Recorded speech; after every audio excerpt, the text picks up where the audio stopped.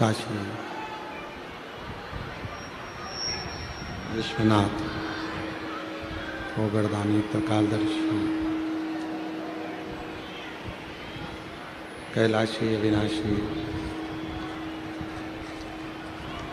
भगवान शिव,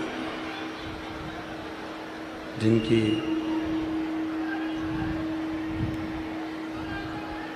पुनीत पावन पवित्र शिव महापुराण की कथा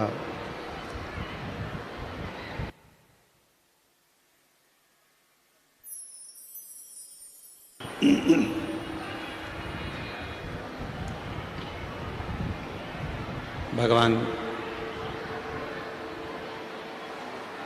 देवाधिदेव महादेव की यह पवित्र पावन शिव महापुराण की कथा भगवान शिव की कृपा से, करुणा से, उनकी उदारता से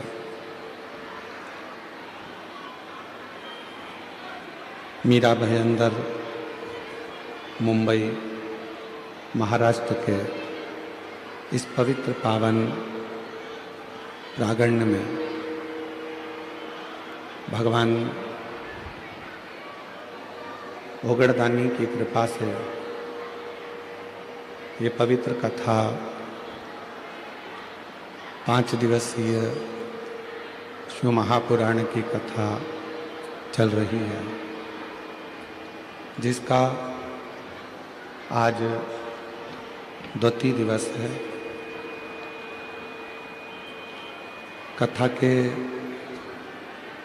मुख्य यजमान श्री प्रताप इंदरबाई बाबूराव सरनाइक जी, माननीय मानदार परिवहन मंत्री मध्य प्रदेश महाराष्ट्र शासन श्रीमती परीक्षा प्रताप सरनाइक जी, एक बार जोरदार ताली बजाकर यजमान परिवार के लिए साधुवाद। श्री विहंग प्रताप सरनाइक जी, श्रीमती अनाहिता विहंग सरनाइक जी, चिरंजीवी समर विरहंग सरनाइक जी, श्री पूर्वेश प्रताप सरनाइक जी, श्रीमती कश्मीरा पूर्वेश सरनाइक जी, चिरंजीवी रियांश पूर्वेश सरनाइक जी, चिरंजीवी रियांश पूर्वेश सरनाइक जी, मीरा भयंदर मुंबई महाराष्ट्र। एक बार सभी यजमान परिवार के लिए जोरदार ताली बजाकर स्वागत, वंदन, अभिनंदन। शिव कृपा से डीले कम करो। भगवान शिव की करुणा, उनकी उदारता, उनकी दया, जो ये पवित्र पावन शिव महापुराण की कथा मुंबई में मीरा भयंदर में चल रही है, जिसका आज 2 दिवस यहाँ चल रहा है।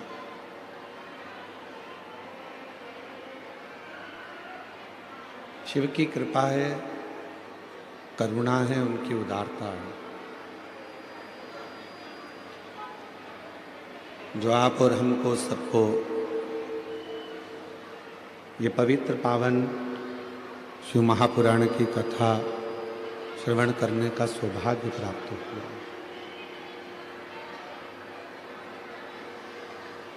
कथा मंडप में जितने भी शिव भक्त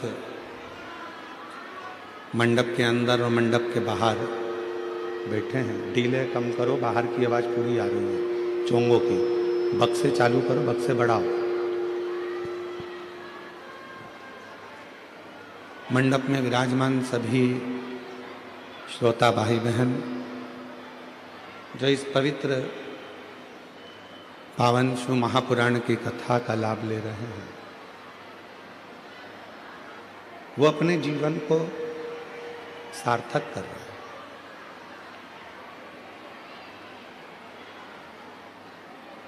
बड़ी मुश्किल से मुंबई की पवित्र धरा पर ये शिव महापुराण की कथा आप लोगों को मिली है, बहुत मुश्किल से।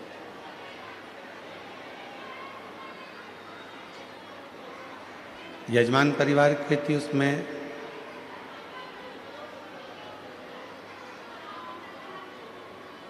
उन पर तो बड़ी कृपा हुई है, पर उससे ज़्यादा कृपा मेरे भोले बाबा की आप सब पर हुई है, जो आप इस पवित्र कथा का लाभ लेने के लिए बैठे हैं।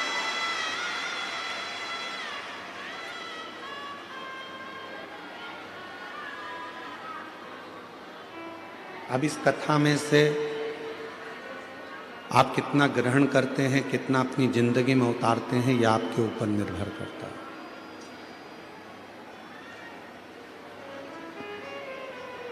व्यर्थ की बातों में समय अगर निकाल दिया तो आप लोग जो अपना खर्चा कर कर आए हो, 100-500 रुपये ऑटो के, गाड़ी के, धक्के खाकर भीड़ में आप इतनी दूर पहुँचे हो, आपका वो रुपया व्यर्थ नहीं जाना चाहिए। इस कथा को इतने दिल से सुनो कि दूसरी बार कथा के मंडप में बैठो तो बाबा आपकी करुणा कर कर यहाँ आपका पत्र लेकर आए।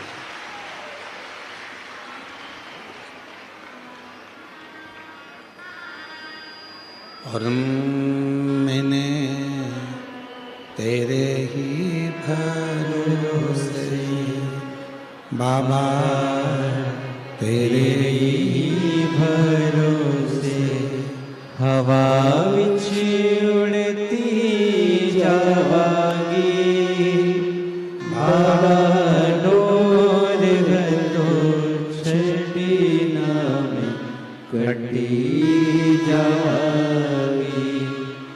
भोले मैं तेरी पदम, शंभू मैं तेरी पतंग, हवा बिछ उड़ती जावांगी, बाबा डोर घतो छठी नाम कटी जावांगी। जब तक शिव की कृपा न हो, शंकर की करुणा न हो, तब तक कोई व्यक्ति की सामर्थ्यता नहीं हो सकती कि वो शिव की कथा में या शंकर के शिवालय तक पहुंचे। ये उसकी कृपा हुई है, इसलिए आप सब लाखों की संख्या में इस मीरा भयंदर की पवित्र धरा पर बैठकर शिव महापुराण की कथा का लाभ ले रहे हैं। ये उसकी कृपा है।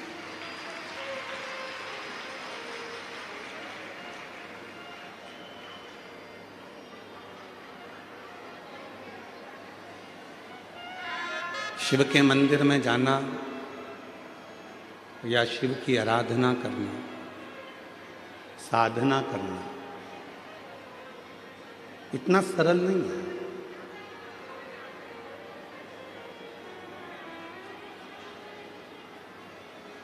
कहते हैं कि जब हम एक लोटा जल लेकर भगवान शंकर के मंदिर में पहुंचते हैं, जब एक लोटा जल लेकर हम शिव जी के मंदिर में जाते हैं और भगवान देवाधिदेव महादेव को जब एक लोटा जल धीरे धीरे कर कर हम समर्पित करते हैं, उस जल चढ़ाने में, जल समर्पित करने में हमारी कई वर्षों की साधना पूर्ण हो जाती है।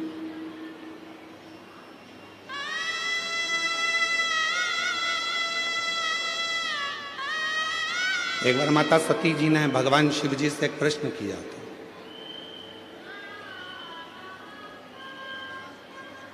मां सती ने भगवान शंकर से प्रश्न किया कि बाबा मुझे एक बात बताइए कि दुनिया के लोग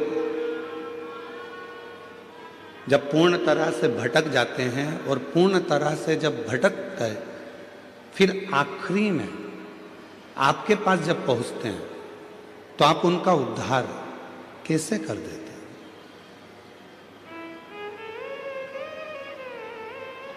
बहुत भटका, दुनिया के ठोकर खाई, दुनिया के धक्के खाए, बहुत दुनिया की चौखट पर हाथ पैर जोड़कर आया, तब जाकर आपके पास पहुंचा, तब पहुंचा। आप उसका कल्याण कैसे कर देते हो? आप कैसे उसका उद्धार कर देते हो? भगवान शिवजी ने माता सती से कहा, सती,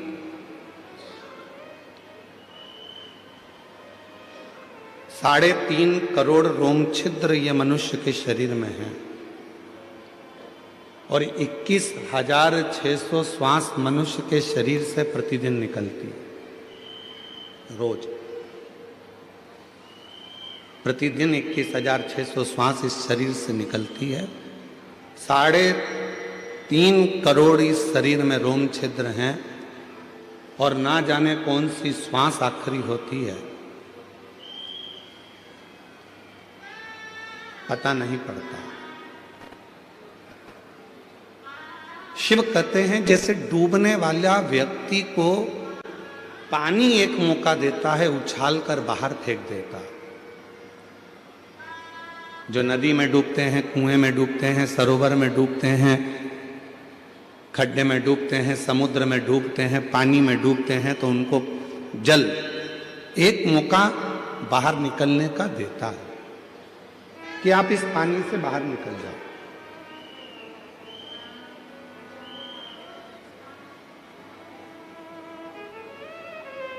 शंकर भगवान मां सती से कहते हैं जैसे पानी, जल डूबने वाले को एक मौका देता है पानी से बाहर निकलने का कि एक मौका मैं तुझे दे रहा हूं, निकल सके तो निकल। जिसको तैरना आता है वो एक मौका पाकर बाहर निकल जाता है, और जो तैरना नहीं जानता वो आखिरी में उसी पानी में डूबकर मर जाता है। उसी में डूब गया और उसी में वो मर गया। डूबा, मरा। जैसे शिव कह रहे हैं कि पानी में डूबने वाले को एक मौका दिया जाता है, पानी एक मौका देता है कि निकल कर बाहर हो जा, उसी तरह संसार सागर में जब मनुष्य चारों तरफ से घिर जाता है, शरीर बीमारी में घिर गया, परिवार में धन नहीं है, बच्चों की उन्नति नहीं हो रही है, पूरा परिवार दुखी है, तब परमात्मा भी एक मौका देता है कि एक बार सब दूर तू घूम कर देख लिया है, अब एक मौका पा और डूबने से पहले शिव की शरण में चले जा। यदि तूने चरण पकड़ लिए तो तू पार हो।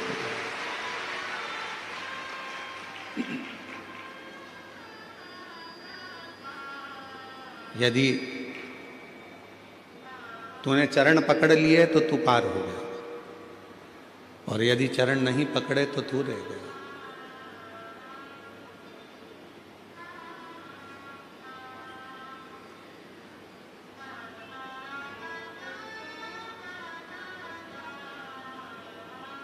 हम भारत में जन्मे हैं, इसलिए भारतीय नववर्ष मनाते हैं चैत्र के महीने में, गुड़ी पड़वा के दिन हमारे भारतीयों का नया वर्ष प्रारंभ होता है। फिर भी आज के बेटा बेटी जितने कैलेंडर से नया वर्ष मनाते हैं, 2025 जाएगा, 2026 आएगा।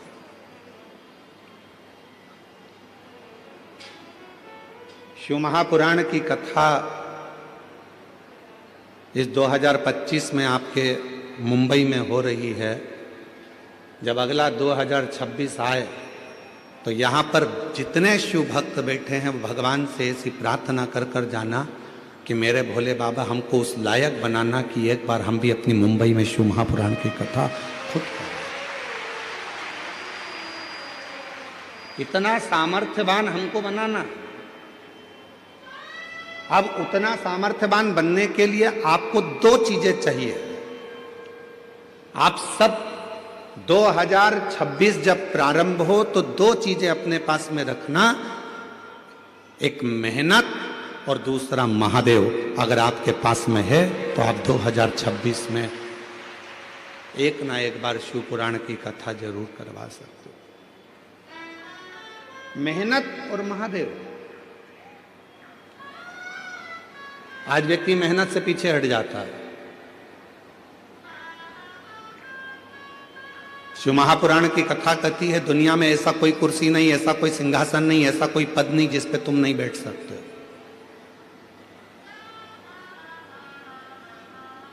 ऐसी कोई कुर्सी नहीं बनी है, ऐसा कोई पद नहीं बना, ऐसा कोई सिंहासन नहीं बना जिस पे आप नहीं बैठ सकते।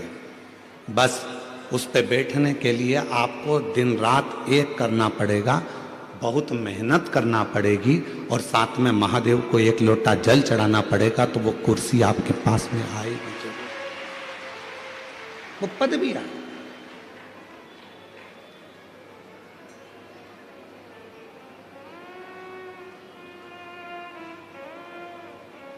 एक लाइन है, जो डर गया जम के बोलो वो मर गया। मेहनत से क्या डरना, विद्याध्ययन से क्या डरना, परिश्रम से क्या डरना।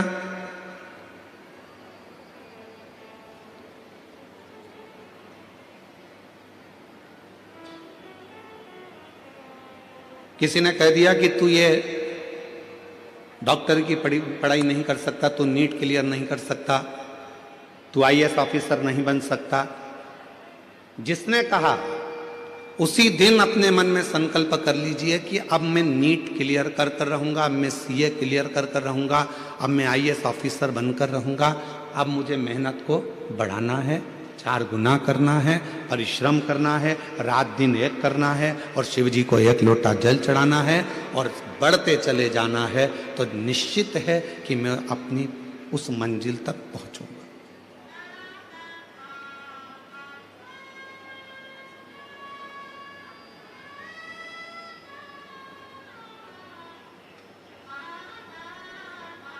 शिव पुराण करती क्या है? शिव महापुराण का कार्य क्या है? जो होश में है शिव पुराण उसमें जोश भरती है। किसको जोश भर रही है? जम के बोलो। जो होश में है। शिव पुराण क्या करती है? जो होश में है उसको जोश भरती है। होश कैसा?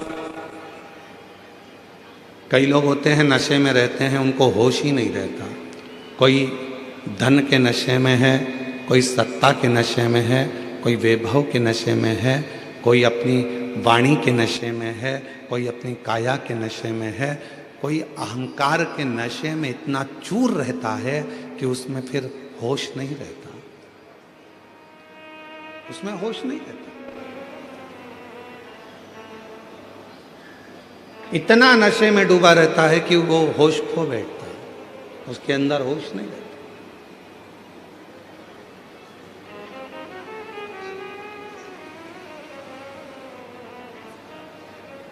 नशा केवल मदिरा का, दारू का नहीं होता, नशा अहंकार का भी होता है, धन का भी होता है। और याद रखना,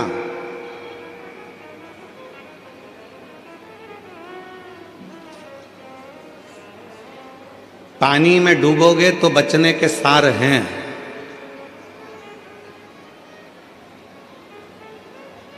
पानी में डूबोगे तो बच भी सकते हो, पर याद रखना दारू की प्याली में डूबोगे तो जिंदगी में कभी नहीं बच पाओगे। पानी में डूबने वाले को बचाया जा सकता है, पानी में डूबने वाले को रोका जा सकता है, पानी में डूबने वाले को थोड़ी सेफ्टी दी जा सकती है, पानी में डूबने वाले को बचाया जा सकता है, पर प्याली में डूबने वाले को बचाना कठिन हो जाता है, बहुत कठिन।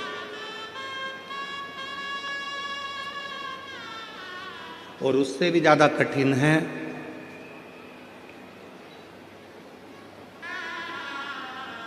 अहंकार के नशे में डूबने वाला व्यक्ति, अभिमत्ता में डूबने वाला व्यक्ति।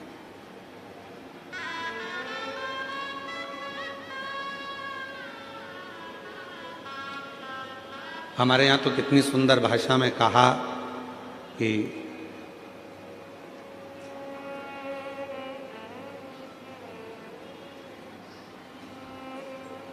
कोई भाग्य से, कोई किस्मत से ये शिव महापुराण की कथा अपने नगर में, अपने गांव में, अपने शहर में आती है।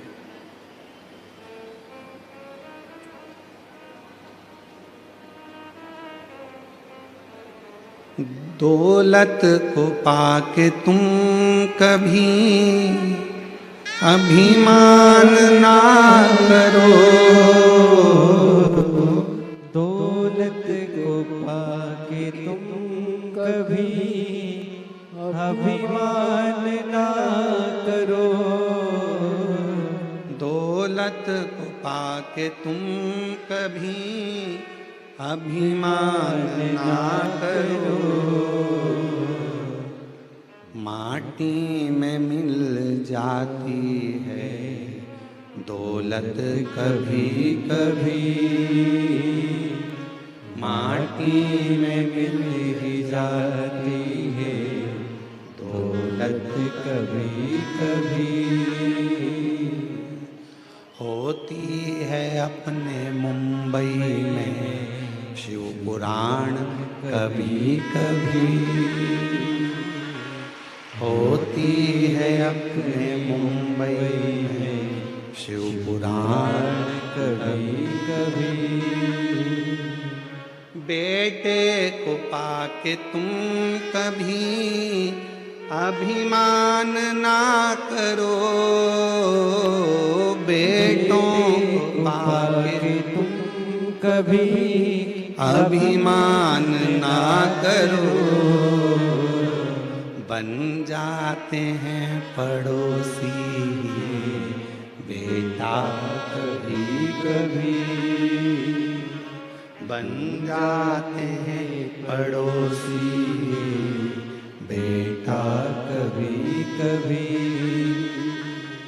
होती है अपने मुंबई में शिव पुराण कभी कभी, और बेटी को पाके तुम कभी अभिमान ना करो, बेटी को पाके तुम कभी अभिमान ना करो, ले जाते हैं जमाई भी बेटी कभी कभी, ले जाते हैं जमाई भी बेटी कभी कभी। अब आगे की लाइन आप बोलो, होती है अपने मुंबई में शिव पुराण कभी कभी, ये बड़ी मुश्किल से मिलती है। पानी में डूबोगे बच जाओगे, प्याली में डूबोगे नहीं बच पाओगे। पर उससे भी बड़ा एक नशा और है, अपना अहंकार का नशा। वो अहंकार का नशा जिस दिन सिर पर चढ़ जाता है तो लंका के राजा रावण को नहीं छोड़ा तो तुमको भी छोड़ नहीं पाता है, याद रखो। इसलिए अभिमान से थोड़ा सा बचना, अहंकार से थोड़ा सा बचना, और ये अहंकार इतना ना बढ़ जाए कि जिंदगी हमारी बर्बाद कर दे। शिव को पहचानो। शिव महापुराण में दक्ष प्रजापति का चरित्र आता है। दक्ष प्रजापति बड़ी सभा में सब बैठे थे। उस सभा में, दक्ष प्रजापति की सभा में भगवान देव अधिदेव महादेव का आगमन हो रहा, शिव आ रहे हैं। और दक्ष प्रजापति की सभा में भगवान शिव का आगमन हो रहा है, शंकर।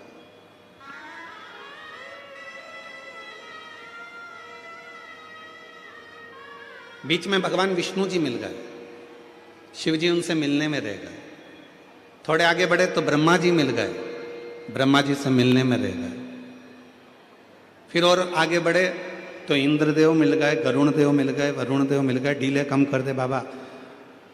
गरुण जी मिल गए, वरुण जी मिल गए, ऐसे सब मिलते गए तो भगवान शंकर उनमें मिलने में, सबसे मिलने में रह गए। और जो दक्ष प्रजापति था, जो सिंहासन पर बैठा हुआ था, दक्ष प्रजापति ध्यान नहीं दे पाए और शिव जी ने भी उन पर ध्यान नहीं दिया और अपने सिंहासन पर जाकर भगवान देव अधिदेव महादेव बैठ गए। शिव बैठे, दक्ष प्रजापति उठकर खड़े हो गए, क्रोध में आ गए। हे शिव, मैंने अपनी बेटी सती का विवाह तेरे साथ में करा है, तुम्हारे साथ में सती को ब्याहाया है और तुम मेरे दामाद होकर तुमने मुझे प्रणाम नहीं किया।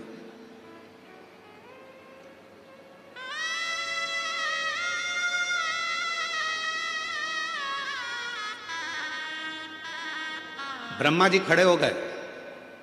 ब्रह्मा जी ने खड़े होकर दक्ष प्रजापति से कहा कि भगवान विष्णु, ब्रह्मा, इंद्र, गरुण, वरुण, 33 कोटि देवता तुम्हारी सभा में आए, सबने तुमको हाथ जोड़कर नमन किया। अगर शिव जी ने नहीं करा तो तुम्हें शांत रहना चाहिए, पर सिर के ऊपर तो अहम इतना भरा हुआ था कि सबने प्रणाम करा वो नहीं दिखा, पर शिव ने प्रणाम नहीं करा वो दिख गया। ये दुनिया की रीति है। आज के मेहमान और पहले के मेहमान में अंतर है। पहले के मेहमान को ले जाकर आधा गिलास पानी भी देते थे ना, तो पहले के मेहमान कहते थे बहुत बढ़िया भैया पानी पिला दिया तुमने। आधी कप चाय भी देते थे तो पहले के मेहमान कहते थे भैया बहुत अच्छा घर है, कम से कम चाय तो पिला दी। उन्होंने ये नहीं कहा कि आधा गिलास पानी था कि आधा कप चाय थी। आज का मेहमान ऐसा हो गया कि अगर उसको थोड़ा सा गिलास पानी का खाली होगा तो वो मुख से कह देगा आधा गिलास पानी खाली है। निवेदन है, खाली क्यों दिख रहा है? क्योंकि तुम्हारी बुद्धि खाली है। अगर बुद्धि में प्रेम भरा होता, भक्ति भरी होती, ज्ञान भरा होता तो वो गिलास खाली नहीं दिखता, जितना पानी आया वो भरा हुआ ही नजर आता। पर हमारी बुद्धि अज्ञानता से भरी, हमारी बुद्धि अज्ञानता से भरी है, हमारी बुद्धि अविवेकता से भरी है। हमारी बुद्धि में वो भक्ति, वो प्रेम, वो श्रद्धा, वो विश्वास सब समाप्त होते चले गया, इसलिए हमको उसमें कम नजर आता, कम दिखता।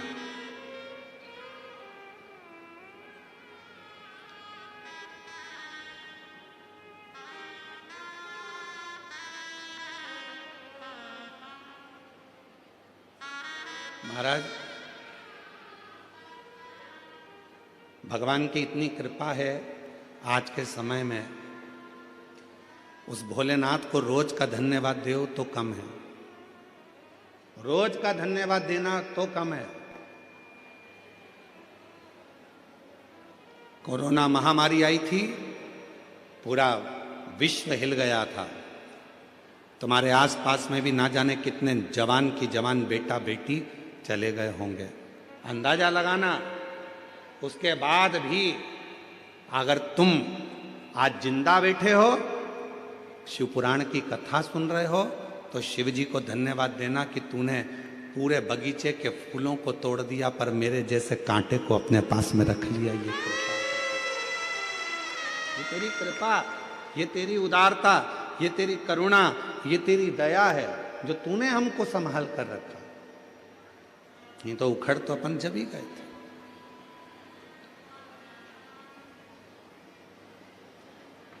एक होती है गुलाब जामुन, एक होता है गुलाब का फूल।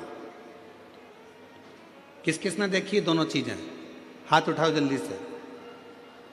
सबने देखी है? अरे बोलो तो जम के। क्या क्या? गुलाब जामुन और गुलाब का फूल। किसी पंडित जी से पूछना, किसी ज्योतिष आचार्य से पूछना, इन दोनों की राशि एक ही है। जो गुलाब जामुन की राशि है वही गुलाब के फूल की राशि है। दोनों में सबसे ज्यादा यश में कौन रहता है? गुलाब जामुन। मावे से बनती है खोए से, घी में तरबतर रहती है तलाकर। मावे को भी घी में तला जाता है। जो जिसमें घी भरा हुआ है वो घी के मावे की गुलाब जामुन को घी में तला जाता है, फिर घी में से निकालकर काय में डालते हैं? चाशनी में डालते हैं।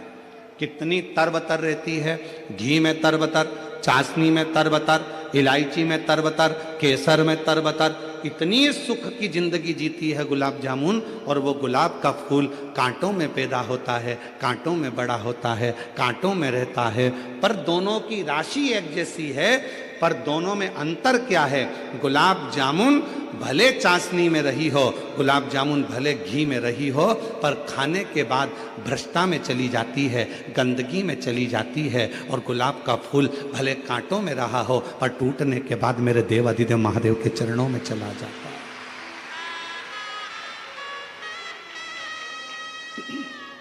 शिव के चरणों में, भगवान शंकर के चरणों में चला जाता है।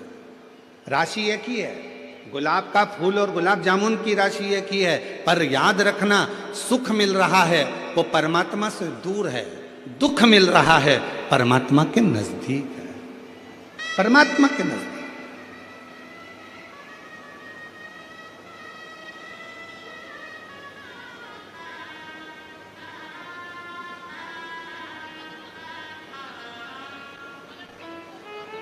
महाराज, कई लोग कहते हैं कि कथा में मंदिर तो गरीब लोग जाते हैं।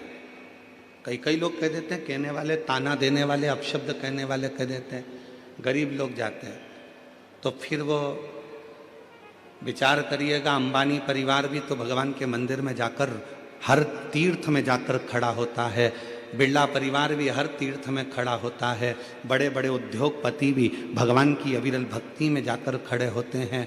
क्यों खड़े होते हैं? क्योंकि उनको मालूम है जो सुख धन में नहीं है, जो सुख गाड़ी में नहीं है, जो सुख बंगले में नहीं है, वो सुख परमात्मा की कथा में और भगवान के मंदिर में है, परमात्मा की शरणागति में।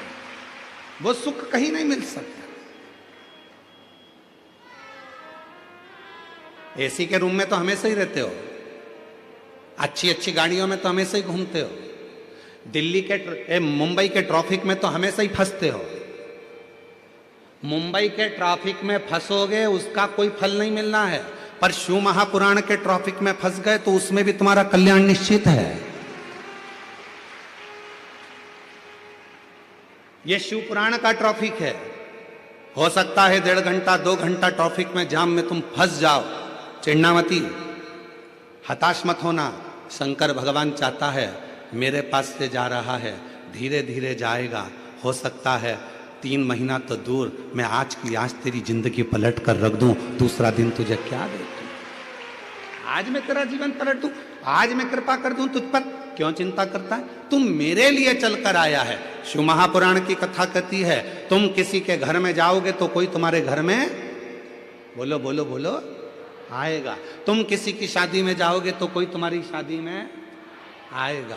और सीधी सीधी बात है, तुमने अपने रिश्तेदार के यहाँ शादी में अपनी बहू को भेज दिया कि तू चली जा, तो तुम्हारे यहाँ भी अगर दुख आएगा तो भोलेनाथ भी कह देगा, यमराज तू चले जा, मैं क्या करूँगा, मैं क्यों जाऊं, तू जा।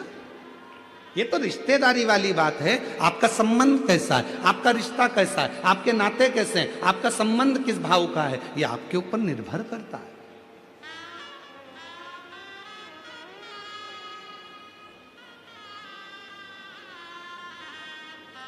आप उसके आश्रित होकर जिए। सती मैया कह रही है शिवजी से, आप इन संसार के लोगों को तार कैसे देते हो? शंकर भगवान ने कहा, सब दूर से हताश होकर जब वो मेरे पास में आता है तो मेरा हो जाता है, मेरा। और कई ऐसे हैं जो मेरे पास आ भी नहीं पाते। दक्ष प्रजापति के भीतर अभिमत्ता इतनी भर गई थी कि दक्ष प्रजापति ब्रह्मा जी की बात को भी नहीं माने, विष्णु जी की भी बात को नहीं माने। आखिरी में दक्ष प्रजापति ने श्राप दे दिया भगवान भोलेनाथ को कि तुम मेरे दामाद होकर, जमाई होकर तुमने मुझे प्रणाम नहीं करा, मैं तुम्हें श्राप देता हूं कि तुम शमशान में निवास करोगे। कहाँ निवास करोगे? शमशान में। शंकर भगवान सिंहासन से उठ गए, नाचने लगे, बहुत आनंद में अपना डमरू बजाने लगे। तो भगवान विष्णु जी ने पूछा कि तुम्हें तुम्हारे ससुर ने श्राप दिया है शमशान में रहने का और तुम नाच रहे हो? शंकर भगवान बोले, मेरे ससुर जैसा दुनिया में कोई ससुर नहीं होगा। उसने मेरे लिए कितना अच्छा सोचा। उसको मालूम है आने वाले समय में लोग जगह जगह आक्रमण कर लेंगे, अतिक्रमण कर लेंगे, पर एक ही जगह रह जाएगी, शमशान, जहां दुनिया का कोई अतिक्रमण नहीं होगा। शिव जी को मुझे आज वो स्थान दिया है जहां कोई अतिक्रमण नहीं करता, किसी पर कोई उस पर कब्जा नहीं करता। दुनिया में बंगला बनाओगे तो लोग कब्जा कर लेंगे, मकान बनाओगे तो कब्जा कर लेंगे, फ्लैट बनाओगे तो कब्जा कर लेंगे, दुकान बनाओगे तो कब्जा कर लेंगे, होटला बनाओगे तो कब्जा कर लेंगे, पर शमशान में कोई कब्जा नहीं करता। जिस जगह पर मुर्दा जलता है उतनी जगह कोई कब्जा नहीं करता। सबको मालूम है एक दिन यहीं सज धज के आना है और आखिरी में शिव के हो जाना है, फिर कोई बचता कुछ नहीं। उसमें डरने वाली बात कौन सी है?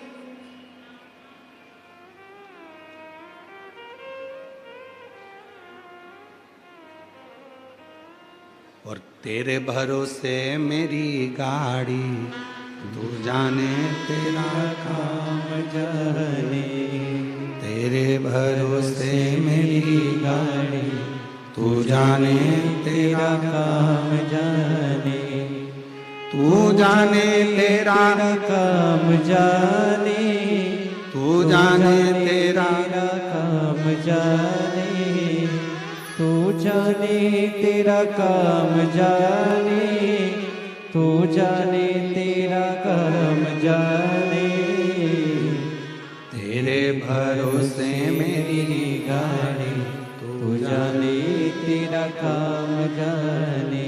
तेरे भरोसे में जी रहा हूं, कुछ भी नहीं, कुछ भी नहीं। हम उस पे आश्रित हो जाएं।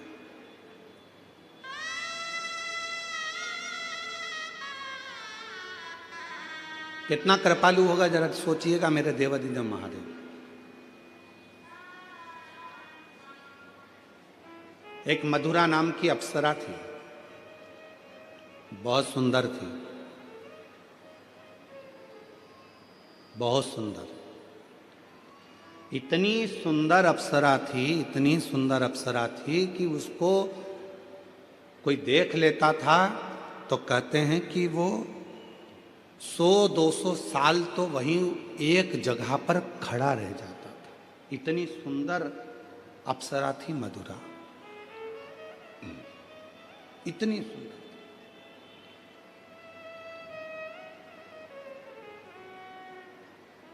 एक बार बाबा भोलेनाथ जी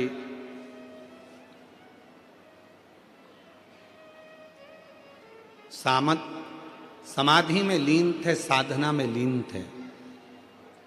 बहुत तेज जलवृष्टि हो गई, बहुत तेज।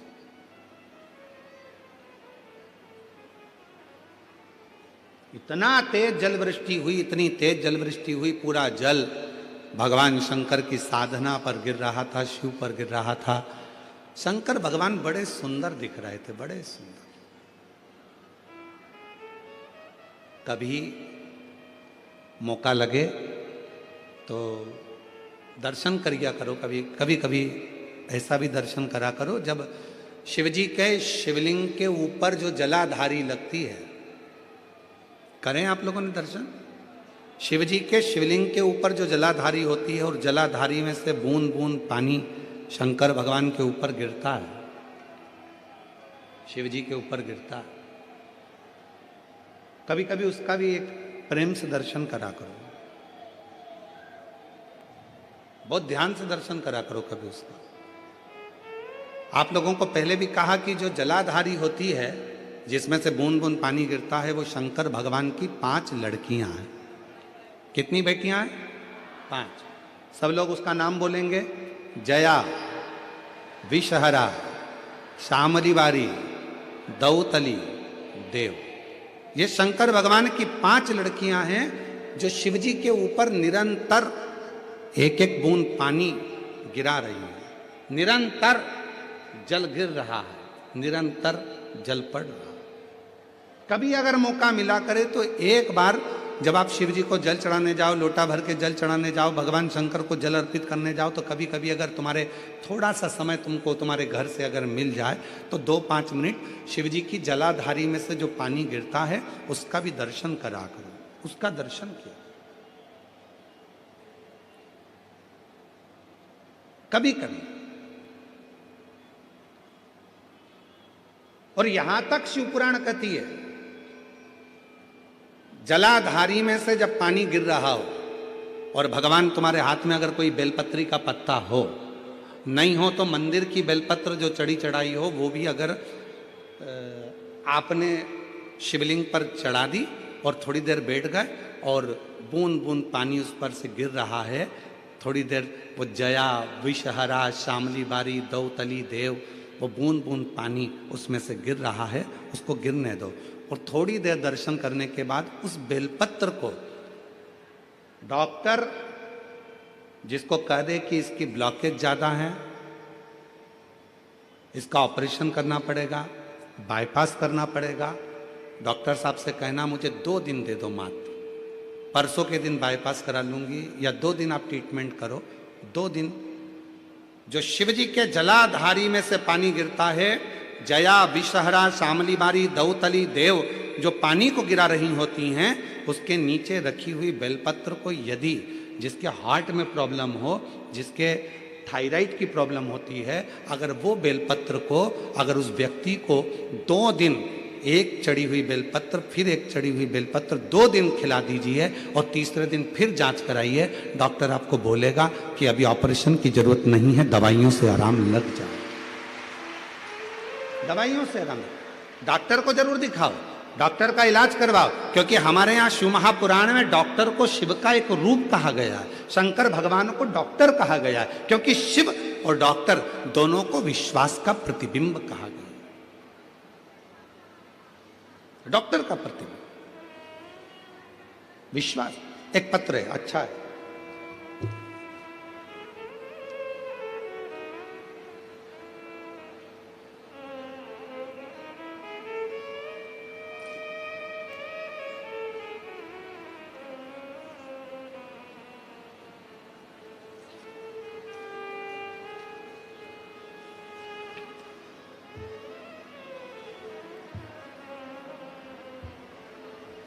देखिए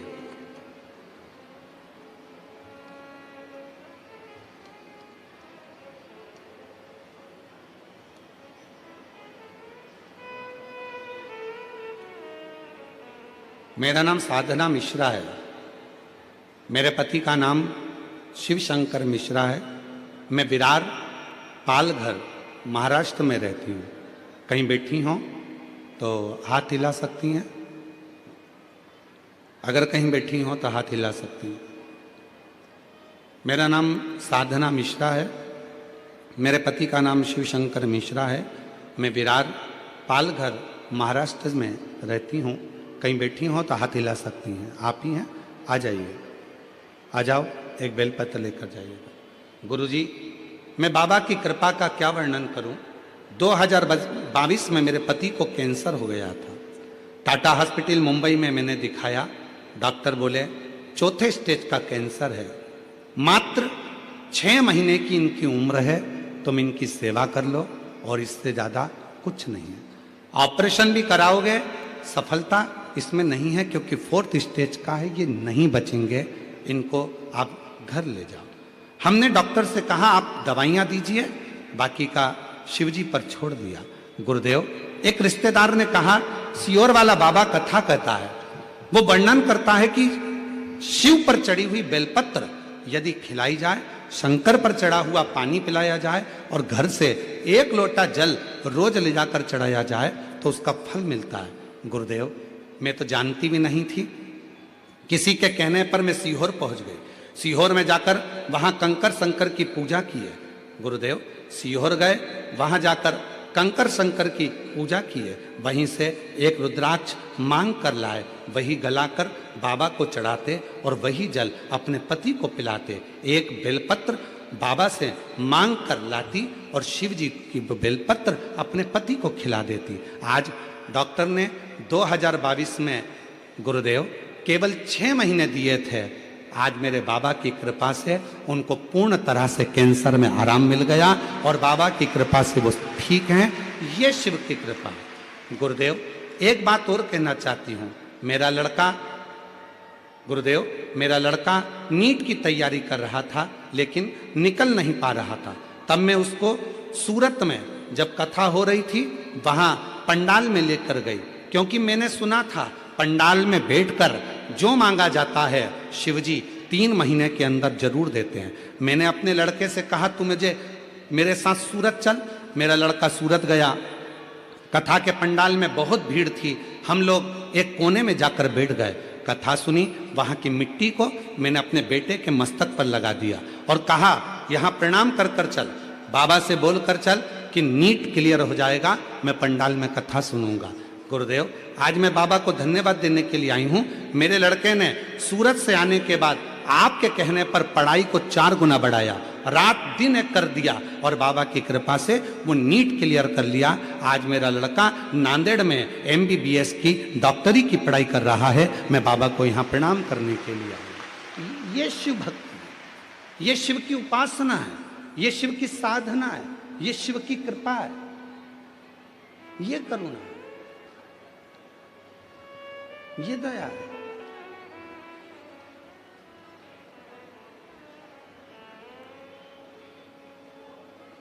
किस विश्वास के साथ आप आए हैं?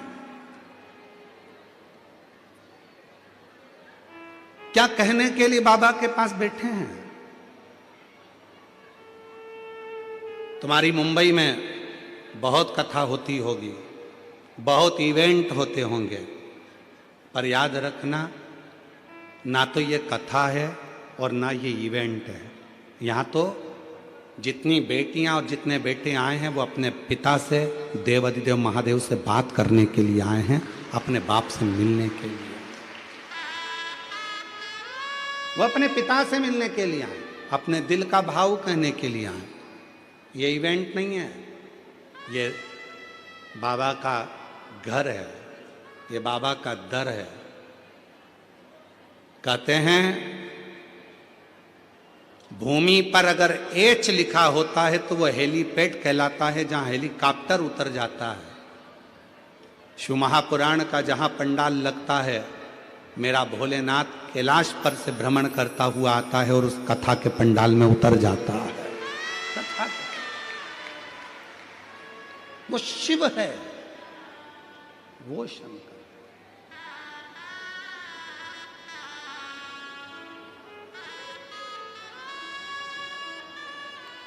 और मेरे भोले तेरा सहारा है,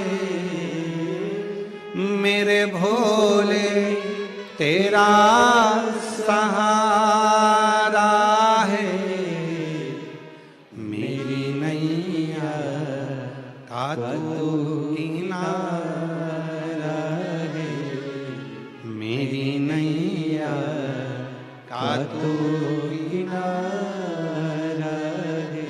मेरे बाबा तुझे पुकारा है, मेरे बाबा तुझे पुकारा है, मेरी नैया का तू किनारा है, मेरी नैया का तू किनारा है।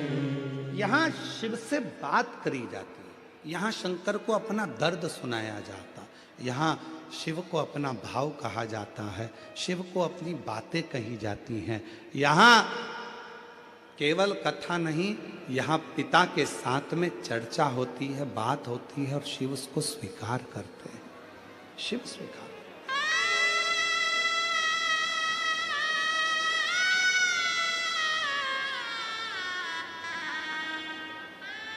आप में से कितनी माताएं हैं जो सब्जी बनाती हैं रोज, अपने अपने घर में जो सब्जी बनाती हैं? सब बनाती हो? ठीक है। सब्जी इतनी बनाना है तो बघार भी क्या इतना ही बनाओगे? चमके तो बोलो नहीं। बघार कितना सा बनाओगे? इतनी दाल है, मालूम पड़े 1 किलो तुमने दाल बनाई, 1 किलो आलू की सब्जी बनाई, तो उसमें बघार कितना डालोगे? थोड़ी सी राई, थोड़ी सी जीरा, थोड़ा सा तेल, थोड़ा सा नमक, थोड़ी सी मिर्ची, थोड़ा सा हरा धना, ये सब पिसा धना, गरम मसाला, थोड़ा सा। दाल 1 किलो है, बघार थोड़ा सा। शिव महापुराण की कथा भी ये कहती है जीवन बहुत बड़ा है, शिव महापुराण की कथा बहुत छोटा सा बघार है। अगर अपनी जिंदगी में स्वाद चाहते हो, दाल में स्वाद कब आएगा? जब उसमें थोड़ा सा बघार लग जाएगा। अपनी जिंदगी में उन्नति कब पाओगे? जब आप 5 या 7 दिन शिव महापुराण की कथा में जाकर बैठ जाओ। ये बघार है, थोड़ा सा बघार है ये अपनी जिंदगी को संवारने का। ये छोटा सा थोड़ा सा बघार है अपने जीवन को श्रेष्ठ बनाने का। थोड़ा सा बघार, उसमें श्रेष्ठता है, उसमें सुख का अनुभव होगा, उसमें आनंद का अनुभव होगा। आ जाइए, आ जाओ।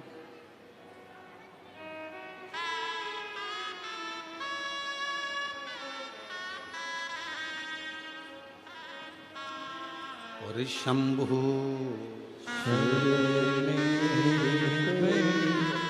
मांगो घड़ी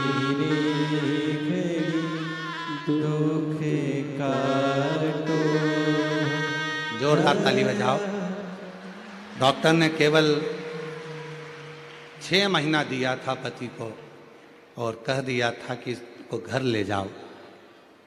4th स्टेज का कैंसर था और ऑपरेशन भी नहीं हो सकता, बचना मुश्किल है। शिव पर भरोसा किया और बाबा की कृपा से 2022 से आज 2025 हो गया। शिव का जल पीते हैं, बेलपत्र खाते हैं और अपनी मस्ती में अपने काम धंधे पर जा रहे हैं। शिव कृपा है। बेटा नीट क्लियर नहीं कर रहा था तो सूरत की कथा में पहुंच गई और वहां बैठकर बेटे को कथा सुनवाई, प्रार्थना कराई, विनती करी। शिव की कृपा से आज नांदेड़ में MBBS कर रहा।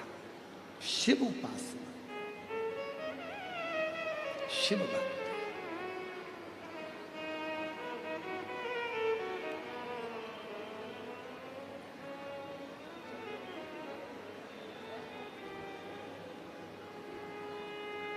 दया करो भोलेनाथ हम पर, दया करो, दया करो भोलेनाथ हम पर दया करो। हम तेरी संतान, हम पर दया करो, दया करो भोलेनाथ हम पर दया करो, दया करो भोलेनाथ हम पर दया करो। हम तेरी संतान, हम पर दया करो। उससे प्रार्थना करें, निवेदन करें। सती माँ शिव जी से कह रहे, वर्णन आया एक मधुरा नाम की अप्सरा, इतनी सुंदर, इतनी सुंदर, शिव जी के ऊपर जल गिर रहा था और मधुरा उनको खड़ी होकर देख रही थी।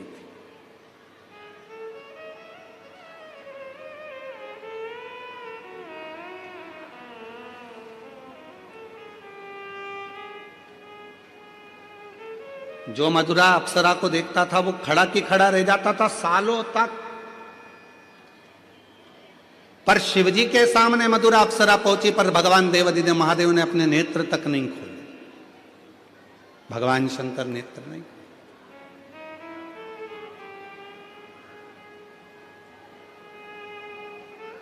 शिव कुछ बोले ही नहीं।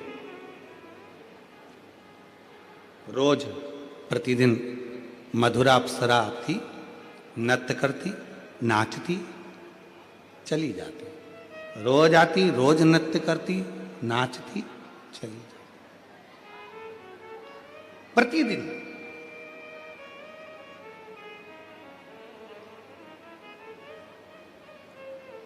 अब एक दिन मधुरा अप्सरा ने बड़ा गलत कृत्य कर दिया। शिव जी के जहां भगवान भोलेनाथ बैठकर तप साधना कर रहे थे, उन्हीं की गोद में जाकर मधुरा अप्सरा बैठने लगी। उन्हीं की गोद, उनकी गोद।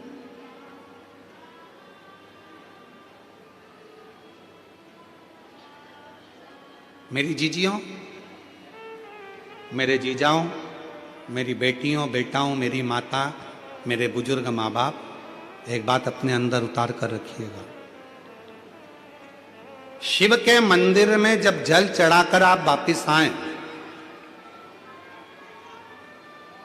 भगवान शंकर के मंदिर में जब जल चढ़ाकर आप वापिस लौटे, वापिस आए अपने घर की ओर, तो एक बार जल चढ़ाकर जब पीछे आप वापिस आ रहे हैं, तो एक बार दरवाजे के पास खड़े होकर या नंदी के पास खड़े होकर देव अधिदेव महादेव को नमन जरूर करा करो। कुछ नहीं बन सके तो हर हर महादेव कहा करो। ये भी ना बन सके तो पंचाक्षर मंत्र नमः शिवाय बोला करो, षडाक्षर मंत्र ओम नमः शिवाय बोला करो। ये भी ना बने तो श्री शिवाय नमस्तुभ्यम बोला करो, बोला करो। क्यों?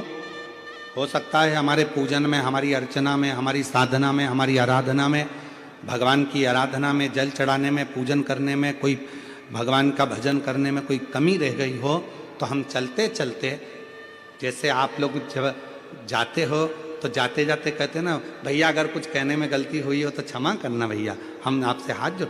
अर्थात शिव की साधना में, शंकर भगवान के मंदिर से जल चढ़ाकर, पूजन कर कर, आराधना कर कर, साधना कर कर, विनय कर कर, पशुपति व्रत कर कर, प्रदोष व्रत कर कर, हरतालिका तीज कर कर, कोई भी व्रत कर कर, सोमवार का व्रत कर कर, कोई भी व्रत आप कर रहे हो, भगवान किसी देवता के मंदिर में आप ये करें ना करें, पर शंकर के मंदिर में जरूर करा करो। शिव के मंदिर में जब जल चढ़ाकर वापिस जाओ, तो एक क्षण के लिए पलट कर वापिस शंकर भगवान को नमः शिवाय, ओम नमः शिवाय या श्री शिवाय नमस्तुभ्यम, जो तुम्हारे मुख में आ जाए वो एक बार बोलकर, नी भी बोलो तो प्रणाम कर कर फिर चल के आया करो। क्यों? अगर हमसे कोई गलती हुई हो तो मेरे बाबा अपनी बेटी बेटा जानकर क्षमा कर देना और हमारा भंडार भर देना, ऐसी कृपा कर देना, ऐसी करुणा कर, आप दया।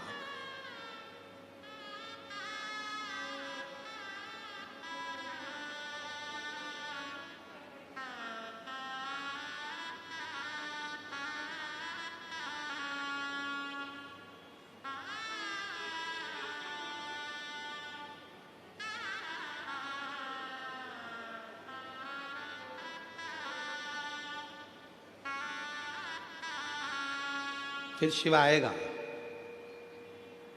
जब आप नमन कर कर, प्रार्थना कर कर, विनय कर कर जाओगे तो फिर आएगा।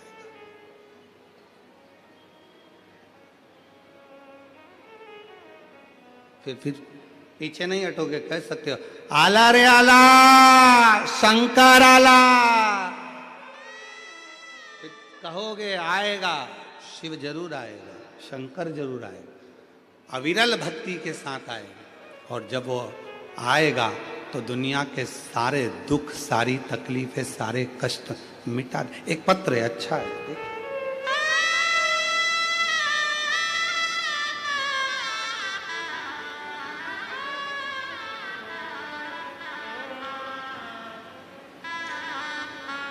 मैं राधा चौरसिया, मेरे पति का नाम अजय चौरसिया, मैं नेरुक निवासी हूँ, मुंबई में रहती हूँ। एक लोटे जल का वर्णन करना चाहती हूँ। कहीं बैठी हो राधा चौरसिया, पति अजय चौरसिया, आप ही हैं? आ जाओ, एक बेलपत्र लेकर जाना। बच्चा आया है साथ में तो उसको लेकर आइएगा। मैं राधा चौरसिया, मेरे पति का नाम अजय चौरसिया, मैं नेरुक के निवासी हूँ, मुंबई में रहती हूँ।